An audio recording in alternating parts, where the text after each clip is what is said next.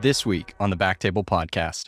We've competed over the years with all these companies that they try and poach some of our journalists, try and poach some of our people, stuff like that. And many of them all do fine. They all do fine. They're all fine. It's not that we don't worry about it. We always worry about it. But the level of stomachache when it happened was like, you find yourself, there's a great Winston Churchill thing or the story about London during World War II, where they kept getting bombed and thought they were going to need 1 million psychiatric hospitals. And they found people became quite resilient. There's people on your team, and whatever team you have, there's people that we think of as ride or die people that I never want to be in business without those people. And thankfully, have not lost all those people in 100 years. There's some people that leave that you thought were really important, and you're fine. It's almost like not needing the psychiatric hospital or the therapist I thought I would need after one that got bombed.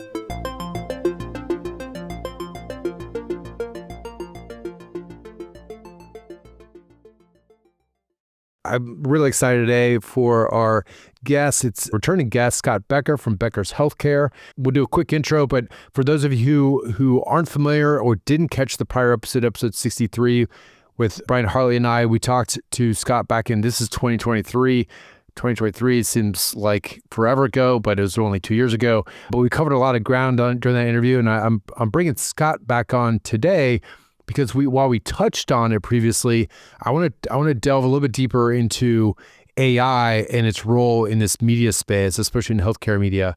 So Scott, just a quick intro for those who maybe don't, for whatever reason, they're living under a rock, don't know who you are. Can you just tell us a little bit about your background? Sure. No, thank you so much. So thrilled to be back here, Dr. Fritts. I mean, did two core careers over the course of my life. As a lawyer by background, started a company called Becker's Healthcare 30 plus years ago. We started in the specific space, surgery centers, and then grew into hospitals and health systems, health IT, and a variety of other areas. We are both digital websites, webinars, all the things, just digital newsletters. I think today we probably have 20 or 30 digital newsletters around specific areas in healthcare. And then we have large events and 7 to 8 large events a year. And the business is roughly half and half between digital and events, different pluses and minuses to each, and constantly trying to grow it. Separately, I run the Becker's Healthcare podcast. I've got a lot of help today, and also a separate podcast outside of Becker's Healthcare, which is in business and private equity. So I follow business closely and constantly trying to learn, but that's the core of it. And then, I can go on and on, but those are the core things. Lawyer by background, started the media company 30 years ago, built great teams of people. I'm a believer that everything in business is about teams, built great teams, and that allows me the freedom to do a variety of different things. Yeah, perfect. And again, for the audience, if you want to hear more of that in detail, go back to listen to episode 63. But, in the last 2 years since that episode, since we last spoke, you kind of mentioned you guys have 20 to 30 digital newsletters, 7 to 8 large events. What have been the biggest growth areas in the last 2 years since that last interview? Has it been more on the digital side, more on the event side, or both climbing simultaneously? Both are very, very important. In today's world, digital media is just critical no matter what you're doing. And that's the things like podcast, electric newsletters, websites, webinars, white papers, all those kinds of things are digital. And then the events are just also critical as well. We've got 5 to 7 large events a year.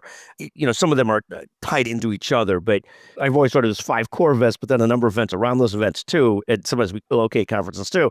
So just to hit events bounced back over the last few years extremely strongly post-COVID because, right. At the end of the day, and this hits some of the heart of the discussion around AI and everything else, notwithstanding all the growth of AI, all the growth of everything digital and information overload, people still like to be in person, both the people that are sort of like, if in your world, at least originally, interventional radiologists, they still like to talk to each other and see each other and visit in person, notwithstanding the fact that there's so much of a digital world, and there's so much information overload.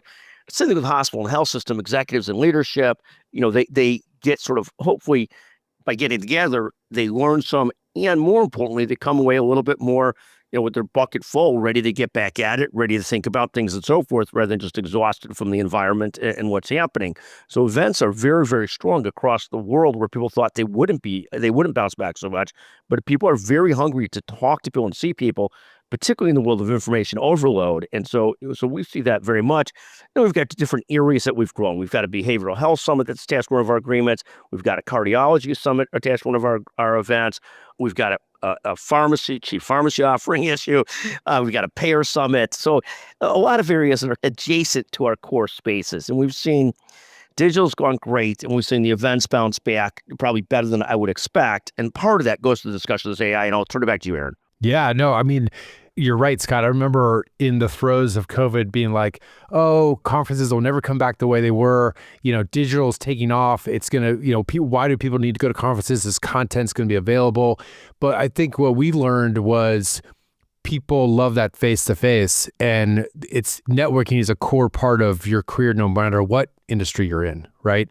And so it's great to hear that you guys have this 50-50. I think that sounds like super healthy, because when we talk about, and I want to ask you, my next question for you is about AI, how you guys are using AI, and are your writers worried? Are you guys supplementing your writers? Like, can you tell us a little bit more about AI and how it's being used at Becker's Healthcare?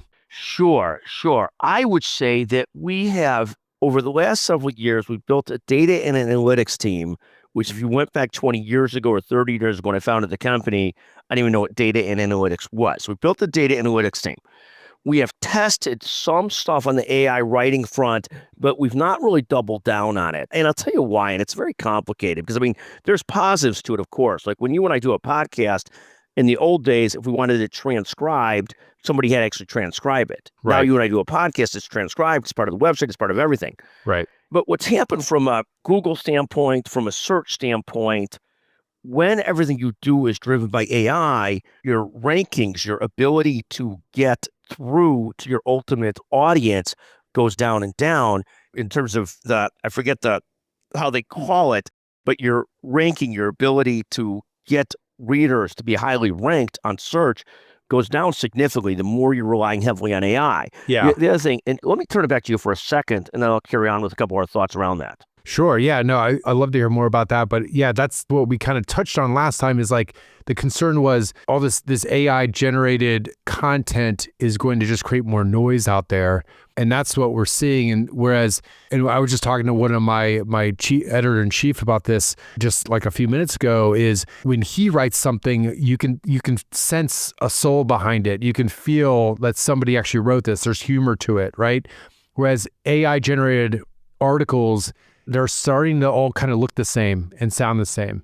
And so I think that when a human's writing it or participating in it, it creates this moat around your platform that makes it stand out compared to all the other AI noise. Does that make sense? Yeah, no, 100%. We think of sort of three things, and you've nailed one of them very much so. So with our journalists today, if back in the day, they had to be pure writers, today our journalists, and I think at Becker's Healthcare, we have 30 full-time writers, journalists, leaders that are just solely in editorial.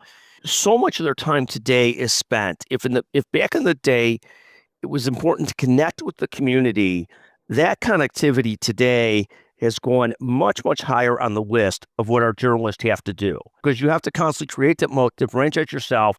So we've got 30 full-time writers constantly talking to people in their areas, in their verticals, so that they're touching them and feeling them and connecting to them. And so they feel part of a community, part of a connectivity. The second thing we've had to do is everybody can generate an incredible amount of AI-driven content. Like you, we've had other companies that scrape every single thing we do and publish it somehow or another at a different forum. Right. And you're sort of like, oh my goodness, how are we going to compete with that? And we're trying to still evolve with what do we do? How do we deal with those kinds of things? There's just going to be so much of that. The reality is this connectivity, this human element is so, so important. It's much like how our sponsors and vendors still like coming to conferences because they get to visit and see real people that they do business with. It's similar with us. We have to be so close to our customer base, our commercial interest, so that we're still taking care of what they need to be taken care of. And we're still connecting with the audience they need to be connected to. And one of the things that's happening, all the AI-driven everything, where somebody scrapes our entire website, puts it up in China, they may do well there, but they're doing it through programmatic advertising, getting paid a fraction of what we get paid. Yeah. And we're sort of hoping for the best, that it doesn't totally screw up our business model. But we have to be, in the old days, we would do so much stuff where our writers, I would think of as like they're internet writers. Most of what they do is not as like originally, at least, wasn't original source material. It was sort of a mix of finding something in the web, packaging it so somebody could be up to date on what's happening throughout the country in hospitals and health systems. And now they have to do that, but they've got to, as you said, add in, double, triple down on the human element, the connectivity element. So it's not just, doesn't feel like scraped content, doesn't feel like just generated content. It's got to be that. The third thing I would say, between connectivity with people, getting the human element into whatever you're doing, lots of podcasts, lots of stories, lots of writing, lots of lists, is doubling down on our very, very core audiences. So if our core audiences, our number one audience is hospital and health systems, notwithstanding all the other areas we touch on that are adjacent to that, we have to double and triple down on that and not try and be the comforts of every kind of disruptor. Like, that's not who we are. We're constantly doubling down on our core in what we do, and so far it's going great. It's now, again, Aaron, like you, I've been doing it for 30 plus years. You're not doing it that long because you're thankfully younger than me. What happens is, like back in the day, every time a new competitor started, I'd have a stomach ache. We used to joke that anytime somebody quit, I would get a stomach ache. Every time a new competitor started, I would get a stomach ache.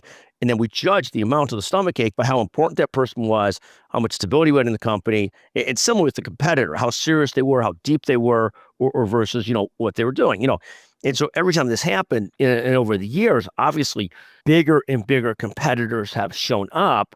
And notwithstanding that, by us sticking to our core, we've done really well and continued to grow and thrive.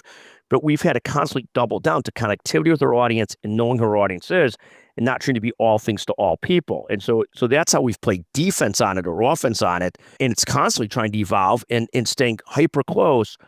Like in any business, it's staying hyper close to the community, the hospital and health system community, and then hyper close to our top 100 to 200 people that spend money with us to make sure we're actually connecting them and taking care of them and getting them in front of the audience they have to be in front of. And we have to constantly work to be a magnet for listeners, magnet for readers, magnet for attendees at our conferences.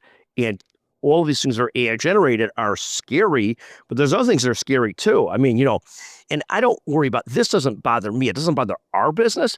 But, in the old days, you and I were trying to find something or information on the internet, and we had to go through 10 different articles to figure it out, or 20 different articles. And then we had to consent it ourselves.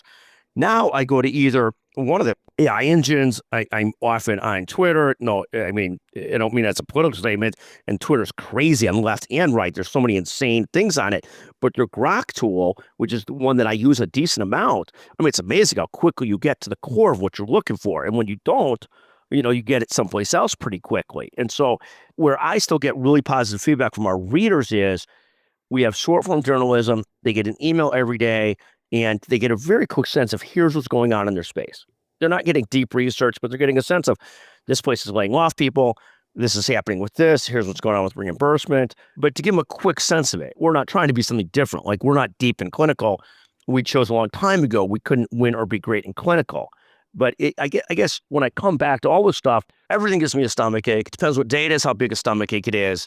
When we're trying to continue to do what's worked for us for a long time, is double down on our core, double down on connectivity. Like, the great thing about our editorial team, our leadership team, our entire company of people is, if years ago I had to fight with people to double down on connectivity with the audience, I think people all understand it a lot better today than they did. That it's much more a huge part of everything that everybody does, and staying connected and talking and back and forth versus just sending out information. But even when we're providing information, the beauty of it still is, we're able to provide information. Like, we have a health IT and digital health electronic newsletter, and we're able to have the writers there, the leaders there, who are fantastic, constantly try and pick out what's the most relevant, the least relevant to our audience, and make sure those are an electric newsletter. And at least to date, a lot of that still takes people, or people using tools versus just tools putting it together. And then, email deliverability is a different set of issues that we could talk about ad nauseum, because that's changed so much too. And that's a real challenge for every digital media company. Yeah, because there's so many, everybody's got a newsletter, right? And so it's created so much noise, right? There's that as well. Everybody's got a newsletter, and now the biggest providers, whether it's whoever it is, everybody's got different filters. Everybody's very worried about cybersecurity. So anything that's a click-through newsletter is great, but also creates concerns, because, hospitals, health systems, every company in America is extremely concerned about cybersecurity. So we have to rely on still newsletters to drive traffic to our websites, newsletters to drive people to our events, the websites too, directing people directly going to our sites. But we really have to, like, to the point, to stay the place where people go for their healthcare dues. We have to, it's constant effort to be diligent at staying closely connected to your audience where they still find it highly relevant and a useful place to spend their time and to read. Scott, I didn't even think about that because your core audience are hospital administrators, and one of your core products is the newsletter. And like you said, everybody's frightened, over cybersecurity and these cyber attacks like that. How has that impacted your newsletter business? Yeah, no. So the newsletter business, it's not that we make so much money off newsletters. It's that newsletters are one of our core ways of staying connected to our audience, which drives all the other things that we do. And so it's, it's ultimately going well, but it's not something that we're not constantly trying to work through. And you have different large health systems. We go through different periods of time where large health systems have totally changed their filters. Then we have to work with the health system to make sure our newsletters get to the people that want them. We go through periods of time where large health systems face financial distress, and they then have limits on sending people for travel to conferences and events. And you have to work through all these things constantly. And, we go back to an old Jack Welch thing, is you have to be really towards the top of your market so people make the effort to read your stuff, to be part of it, so that when things are going great, you thrive. When things are not going so great and there's challenges, you still do okay. But you want to be one of the leaders in what you do. Like you've carved out this unbelievable niche in your different specialty podcasts, like the Backtable. It's amazing. And you have to be so relevant that people want to keep on listening, that they find this is where I get my source of information. Yeah. But, the thing that you said multiple times now is that connectivity is key. And you and I both know that connectivity does not happen overnight. You can't hack that with AI. You can't hack connectivity with your audience. Like you can hack the content creation and put out a bunch of noise, but whether you connect with your audience with that, it's like a cheap product, basically. Like if you put less effort into it, it's going to be a cheap product. And so that's the way I see it. And that's the way we've been thinking about it internally, is like, as long as we connect with our audience with real people creating our content, then that's going to be our defense system, like you've been saying. That's largely I look at it, and it's not unchallenging. We continue to thrive. Things are going great, but we worry about the same things that you worry about, of course, because, trying to, in an information, like I started this a long time ago. If I started a digital newsletter today, in the crowded world that we're in, it would be near impossible. Right. Notwithstanding that, we keep on starting them in different niche areas, and they keep on doing well, but it's a different challenge than it was 100 years ago, when there wasn't a billion different people putting out content and a billion different AI type robots putting out content. Right. Yeah. No, that's super important. And so I did want to change gears slightly to, okay, we talked about not really using generative AI, like doubling down on actual authentic human-made content. Just to use an example, Doximity just came out with their own Doximity GPT on their app for docs to use as a resource in their day-to-day. Have you guys looked into something like that for Becker's Healthcare, where your target audience can actually use your own GPT for your content? And to be honest with you, I don't know where we're at on that, and I'd have to check. And that's such an embarrassing answer, but founder, chief content, I was a board member, but our CEO or COO deal with it much more closely together with the editorial leadership. And I got to see where we're at. 100 years ago, we tested different things, different than what you're talking about. We tested outsourced writing to India when I was first building this, and this goes back 20 years ago. And it was when we first got serious about it 20 plus years ago. And what happened, what I learned was an outsourcing writing to India was that you couldn't just outsource writing to India. Even if you got really bright people in India, you needed enough management to really review what was going on to make sure to actually touch our audience. And I think it's probably similar with the AI type stuff today. You might replace brief writing or very simple brief writing, but even there, where we win is really bright people writing stuff that really attaches to their audience, that really connects to their audience. So, but in terms of us, I don't think that we've moved towards, everybody and their brother, at some point, it'll probably be table stakes. You need to have your oin version of everything, Right. I was on somebody's interview last week, and somebody had ChatGPT'd me or something and they're like, oh, you've done 7,000 episodes for the last 7 years. And I'm like, I didn't know that. I should have more to show for that, It's like, but it's amazing the amount of information that's out there. And, I think, I mean, at some point we probably will have that. I don't know where we're at on it right now. Yeah. Well, no, I'm just curious. Actually, the other thing I'm curious about when it comes to Doximity is because I get their newsletter and I always see some Becker's article in my feed from Doximity. Yeah. How did you guys get on there? How did they source that from you? I don't think that we have a specific relation with them. They probably do what they do. They probably cite it, just like, they probably cite it properly. They show where it's coming from. They're not plagiarizing it. They're probably doing all the right things. Just like, what happens is if you look at Yahoo's a fascinating business. So we built our search over the years, our audience organically. If you got into business later, people couldn't build it organically. And I'll give you a great example of this in a second. But if like Yahoo Finance has a listing every day, constantly updated of articles, some of those are from multiple different sources. One of them might be from Bloomberg, one of them might be from Wall Street Journal, one of them from other places. And depending on the media outlet, when it's on Yahoo Finance and it comes from the Wall Street Journal, typically most other media outlets are paying to be front and center on that outlet. Because that's how they make sure they continue their distribution. Now, the Wall Street Journal might not be. Yahoo might just be pulling a few articles, but they all link back to the Wall Street Journal. But I'm almost certain most of the smaller companies that show up on the Yahoo Finance feed are paying for that real estate, are paying for that to help grow their audience. We built this starting 30 years ago. We've not done that. We've not put our articles under the places and paid for placement. We've looked at over the years, and that's not good or bad. We have looked at over the years plenty of other media companies when we've looked at buying or acquiring or merging, and so many of them are paying for real estate in other places because you can't build an organic audience today from scratch in a short period of time. So they're buying to be in front of people.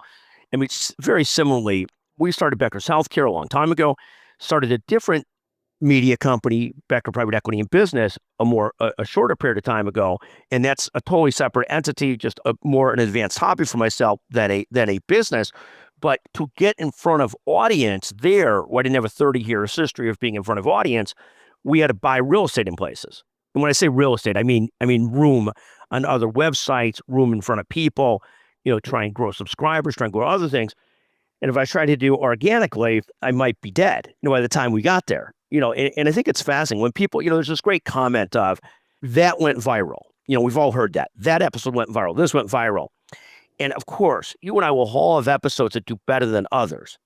But if we really want something to go viral, there's this whole game to it where you've got to probably buy some real estate in other places. You're probably going to buy to promote it. You've got to work your butt off to distribute it to every person you know, saying, please listen to this and please send it on. I mean, You're right. Most things don't truly go viral unless they're much better looking people than I am.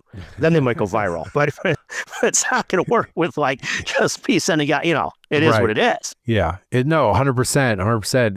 It's getting where you got to pay for that virality. Yeah, we're seeing that as well as we launch new shows. It's like, okay, it's different building that organic physician audience in, say, dermatology compared to how we built the original show 7 years ago. It's just, how do you get in front of this audience in today's world? Right. When you built the original show 7 years ago, on top of it, it was the audience in the area that you knew better than any other area. So it was really easy to, not easy, it's really hard, but it was clearer to connect with that audience because you really knew that area extremely well. As you branch into other areas, it's trying to create that knowledge, trying to create that understanding, and then to connect with the listeners, the readers, et cetera, in a way that where they find you credible because you're doing workman-like job, woman-like job, whatever, of getting the right information in front of them. That it's actually useful to them. You're not pretending that you know dermatology, but you're getting great people that in dermatology just talk with them and talk about the core issues. Yeah. And then it's your job as the creative content leader to understand, who, when I talk to 7 different dermatologists, who resonates with their audience, who understands what they're talking about, who will they actually listen to and be like, oh, that person's making common sense. And a lot of it is common sense. 100%, because there's a lot of nonsense out there, especially in media right now. Like, the common sense we hope can break through all the noise.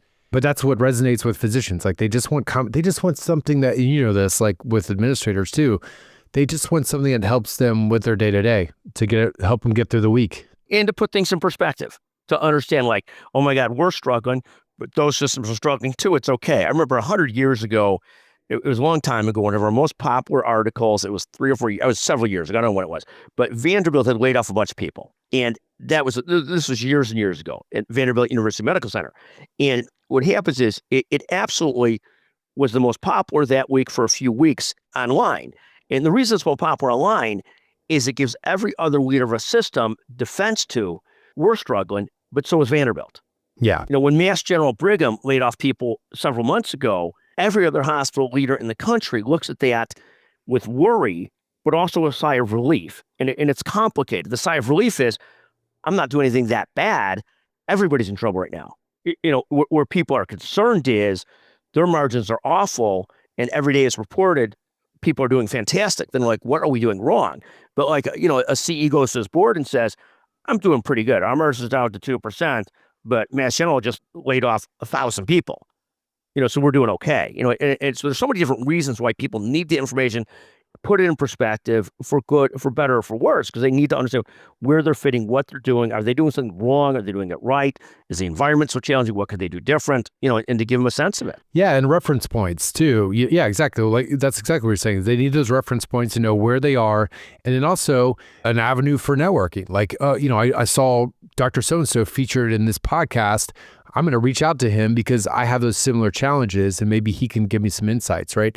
That was the sort of unexpected byproduct of Backtable that we've realized, like, it's really become a great networking tool for a lot of doctors in these niche spaces. And that's one of your sort of great spots compared to Doximity, compared to what used to be WebMD, compared to whoever, is that you're in a specific space and you actually can have domain expertise in that space and a domain audience that connects with each other through that space.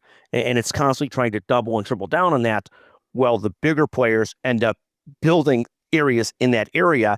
It's almost like if you're in a software space in healthcare, you're building a point solution, and Epic is always trying to attack your point solution, and you're trying to continue to be relevant to your audience. And many of the point solutions have to get into adjacent markets and grow, so they become more relevant to a health system. And same with you folks, you have to do so much in the interventional radiology space and your other spaces that you stay relevant to your audiences. I mean, years ago when we really looked at expanding, we competed with a magazine, or at that point a media property that had one vertical, surgery centers, and we competed another one that had 30 verticals, and of the 30, 5 were good. 5 were where they made all their money, 5 where they had a serious audience. When we looked at this strategically a long time ago, we said we want to be really deep in 3 to 5 areas versus touching everything. And if you look at sort of where you compete and where you and I have to compete, where the world has to compete is, we can't be competing against AI. We can't be competing against Amazon.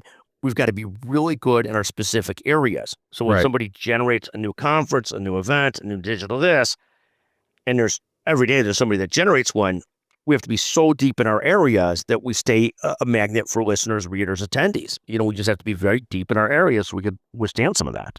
100%. And I love the ecosystem that you built with this combination of, digital events, podcasts, like you kind of cover it. It's multimedia. It sets a great example for us as we grow, Scott. I wanted to switch gears again slightly and talk a little bit. We touched on it already a little bit, but protecting our content and what steps, either, if you can tell us what steps Becker's taken. I did send you an article. I don't know if you had read anything about how Reddit formed a contract with OpenAI as well as with Google to allow them to scrape their content and for a large sum of money. I think it was like $70 million or something like that. And, and that allows, it's like, okay, at least they're making money off the content that their platform creates, right? Yes. Have you guys done anything like that? We have not at this point. We have not. It's not that we won't. We're just not there. I don't know where that's going exactly. You and I both know, like there's a media company that's constantly scraping our content. We're periodically sending them letters. We're constantly trying to double down on what we do well, and trying to, as much as possible, ignore the noise out there and keep on doubling down with what's so important to us. And again, so far so good. Are we always scared about it? Of course, but we're constantly trying to double down on connectivity, creating events that people want to go to, creating content that people want to read. I mean, the best compliment I get is I was on the phone with the CEO of a major health system a couple of weeks ago. We had a podcast, and then we had a follow-up conversation. And one of the things he said was, over the last several years, the main thing I read is really Becker's healthcare stuff, and that's where we have to be. And so the things, that's where Right. we have to That's be. what We you have want to to be hear. like where it's actually worth reading. And then we get, when I get the best things I hear when I'm at a conference, when I'm at somebody else's conference, I'm speaking someplace, and somebody says, "Oh, I just talked to one of your editors, Laura Derrida, and my God, does she do a great job staying in contact with us?" That to me is like, that's the connectivity we need. And it sort of happens is, I'm a lawyer by background. We would have lawyers that were brilliant, but wouldn't be comfortable talking to clients. And largely, we need the brilliant people, but largely to make it really work, you need both. It's almost like with physicians, and you and I have seen this. You've got a physician who's got a fantastic gift of gab, and that physician may be a horrible physician. Great. So he has a following, or she has a following, and you and I wouldn't send our dog to that person. And then you have somebody else who doesn't have great bedside manner, doesn't deal great with people, but is still doing pretty well because they're just so good and their peers respect them, so people go to them. It's not too different. You have to have both. You got to be really good on your content side, and you got to be really good on your connectivity side. And it's a constant evolving challenge. You see physician leaders, like some of the best physician leaders is a guy at Northwestern, Howard Chrisman, brilliant physician. I think he was an interventional. I thought he was interventional. Yeah, you're right. Right, at some point by chance, but he's also really good with people. I mean, Right. he's a brilliant person, and he's really good at people. And if you and at managing and building teams, and if you could do both, there's a really talented combination. And you need anything you're doing today, you got to have some mix of both. Yeah, I'm constantly talent searching. It's talent search and talent management, right? Because that's what we want. We want the people who are also just want to educate their peers. Like they have a genuine interest in sharing their knowledge, right? Scott, and you know this with your podcast. Like that's who you want on your show. You don't want the person who's holding everything tight to the chest, not fully being sincere when you interview them. How do you screen people ahead of time to know how they're going to be on the podcast? Do you do pre-calls? Yeah, no, we really don't. What really happens is we're a believer. We use a relatively standard script for our podcast that we start with for people, relatively standard set of questions, I should say. And we try and bring out the individual in each person as to where they're most focused, what they're most excited about, what they're thinking about, what they're watching, what they're doing. I have a relatively standard starting set of questions. I don't pre-screen. Obviously we're in a spot where I will have today, I don't know how many episodes today, but 5 or 6 episodes. My team will cover a couple of those. And if you go through 5 different episodes, half the people will really be articulate and after it and really thoughtful and really engaging.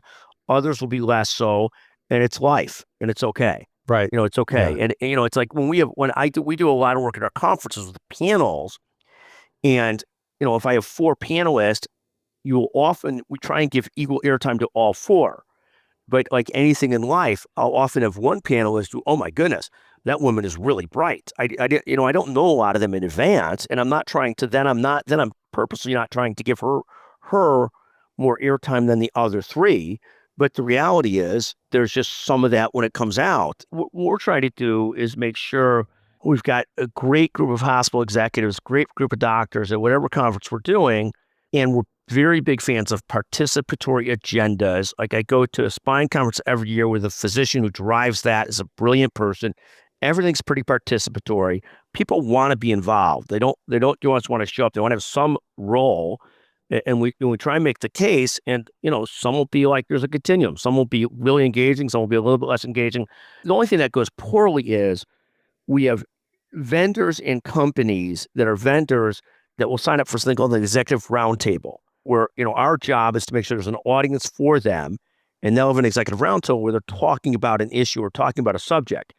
And when it goes great is when the company is truly sharing information and engaging and teaching. Where it goes poorly is when whoever from the company can't help themselves and constantly gets into sales mode. And you could see it where people want to leave the room, Right. they do leave the room, Right. but Yeah. it is what it is. We try and coach our customers on staying out of hardcore sales mode, that you try and, teach, entertain, people will connect with you, you'll do business with them, versus hardcore sales mode. And some people do it, some people don't. Yeah, it's funny, Scott. We have the same challenge with our customers, which are industry sponsors, where sometimes they say they don't want an infomercial, but you find out later that that's what they want is an infomercial with the content, right? And it is challenging. And it's complicated because they're paying to be on, and you have to sort of what we try and do is assure our customers that if they're paying to be on, their sponsors, that we're going to take care of making sure you're positioned in the right light, that we'll try and make sure that you get a chance to talk about the company, what you do great, stuff like that. But if you treat the whole thing as an infomercial, you just lose people right away. We have the saying that we do with people that were our speakers is that like if I talk at you or to you for another 90 seconds, it will be almost impossible for you not to want to look at your phone. Right. Yeah, it's true. It's life, Well, nowadays you go to a conference and you look around the room and most people are on their phone. They're checking their email, they're multitasking, and that is how you know somebody's really engaging is when people are actually they're looking up, right? They're not looking at their phone. You're looking up, and then we've all had this experience. We give a speech, and you give a speech, and it's going fine. And nobody has a question afterwards. And you sort of know you haven't really hit the audience well if nobody has a question. Then you have other speeches where the room is full of questions and you run out of time. You feel like, oh my goodness, at least I connected with the audience some, right. Right. And it's it is what it is.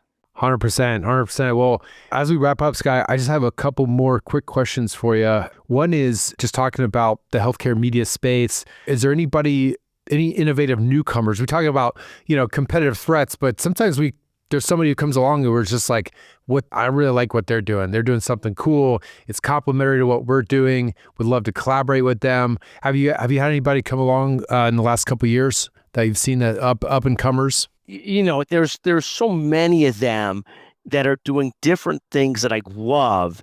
And it just is, it's often like people like you that have this particular podcast focused on a variety of different niche areas. I obviously love what you do. There's a person that founded a set of newsletters. It's called Healthcare Geek or something like that. Brilliant guy, brilliant contact. He was formerly, I think, at United Healthcare or something like that, but just does brilliant stuff. And I think he's built this great following. And we've talked over the years about what he does, what we do. I've tried to duplicate some of the things he does outside of healthcare and had a hard time doing so, but brilliant what he's done. There's so many people. There's a guy right now whose wife is a resident, and he has built something called Salary Doctor, and he's still growing. But I just had him on the podcast because I love supporting what he's doing. He wasn't a sponsor or anything, but I love supporting what he's doing because it's interesting what he's doing. He's building this thing, and he's working hard to build a good amount of data around residents, doctors, young doctors, and where they're going and what they're getting paid and all that kind of stuff. I mean, there's so many things in the world that we're in. It's like everything else. And we'll go back to distribution in a second. There's so many creative people out there doing interesting things. I'm not like, there's obviously competitors of ours that are huge trade shows, huge private equity funded things, huge venture capital things, and they're all fine. They're all great. Some of them are founded by really bright people. I mean, really bright people have done this in other spaces. So we're not impressed by them. But the things that I love are sort of entrepreneurs who came to this often through an incremental approach. They were doing whatever they're doing, and they found this really fascinating. And you're an example of that. This guy at Healthcare Geek is an example of that. I forget exactly what it's called, but I think that's what it's called. Somebody introduced me to him, the Salary Doctor guy. I mean, there's so many of them that are doing interesting things that I just love. I mean, we've competed over the years with all these companies that they try and poach some of our journalists, try and poach some of our people, stuff like that. And many of them all do fine. They all do fine. They're all fine. We sort of like years ago, it's not that we don't worry about it. We always worry about it. But the level of stomachache when it happened was like, you find yourself, there's a great Winston Churchill thing or the story about London during World War II, where they kept getting bombed and thought they were going to need 1 million psychiatric hospitals, and they found people became quite resilient. I mean, there's people on your team, and whatever team you have, there's people that we think of as ride or die people that I never want to be in business without those people. And thankfully, have not lost all those people in 100 years. There's some people that leave that you thought were really important, and you're fine. It's almost like not needing the psychiatric hospital or the therapist I thought I would need after one that got bombed. Yeah, it's true. You feel like these losses are devastating, but you move on. They move on, you move on, and But that's great. I've seen Salary Doctor, I think on Twitter. I've seen his posts. Yes. And yeah, he is interesting. And you're right. He's a really nice guy. He's a really nice guy. He's a really good guy. He's just a really good guy. He's just trying to figure it out. Yeah. He's in, I think, Iowa. He's just a good young person trying to figure it all out, and just a pleasure person. Yeah, and it's fun to see guys like that are doing something creative with like financial advice or, and just helping a niche audience out. It is really cool to see because that is how we started. And it's like, no, you just keep at it, man. You'll get there. You got to keep working at it. Yeah, exactly. Well, Scott, any final thoughts as we wrap up? Anything that we left behind in this discussion around AI and healthcare media? One more cup of coffee. I could talk for 3 more hours to you, Aaron. Right. I know. I don't know if there's anything specifically. I love getting a chance to visit with you. You're incredibly gifted, incredibly thoughtful. You've got a physician career, this career. I mean, you do too many things, but phenomenally well, phenomenally talented. So thank you. Well, thanks, Scott. I appreciate that. Always looking up to you and everything that Becker Healthcare is doing. And the model of this digital and events is something that we're really watching and looking at because we started dipping our toe in events. They're not full conferences, but they're more like, we call them creator weekends. And it's really focused around creating good content with people in person, in studio. That's why we built out this studio in San Diego. Yeah. And so, but again, I think I was inspired by your words, a couple of years ago where you're like, it's really, they complement each other, this digital and events, and they help each other out. But what you're doing with that is brilliant, and people love that because it gives them a chance to participate as well. They're coming out there, they're participating, they're speaking, they're part of it. They're not just attending, they're not just an audience member, they're part of it. I love that. And so many people have built we built these big events. So many people have built different businesses around small events.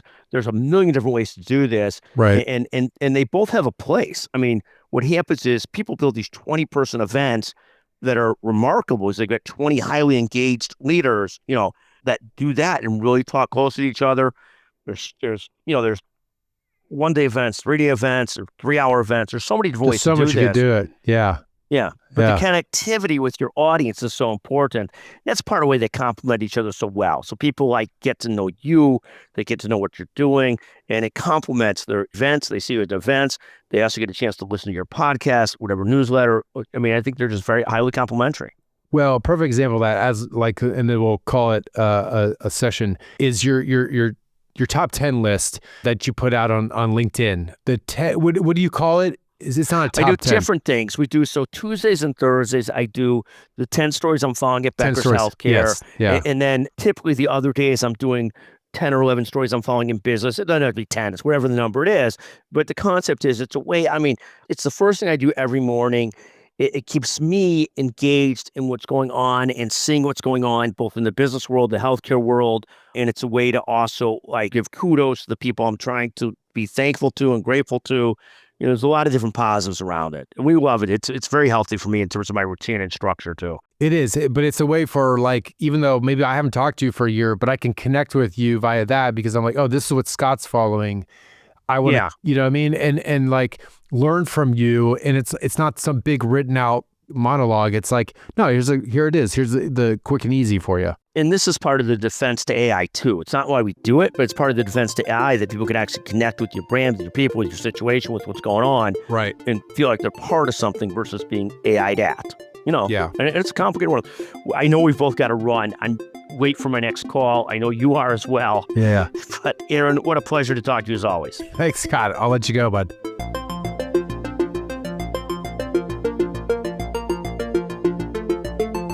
All right, guys, thanks so much for listening. If you haven't already, be sure to follow and subscribe and rate us 5 stars. Also, share with a friend. If you do, who knows, there might be a Backtable hoodie in your future. If you have questions or comments, DM us. We're @_BacktableIND on Instagram, LinkedIn, X, TikTok, and Blue Sky. Backtable is hosted and produced by myself, Anish Parikh, and Ruchika Talwar. Our production team is led by Kieran Gannon, Aaron Bowles, Gabe DeGrazio, and Josh Spencer. Design and digital marketing led by Brian Schmitz. Social media and PR by Ann Dang. Administrative support provided by Judy Dela Cruz. Thanks again, and we'll see you next time.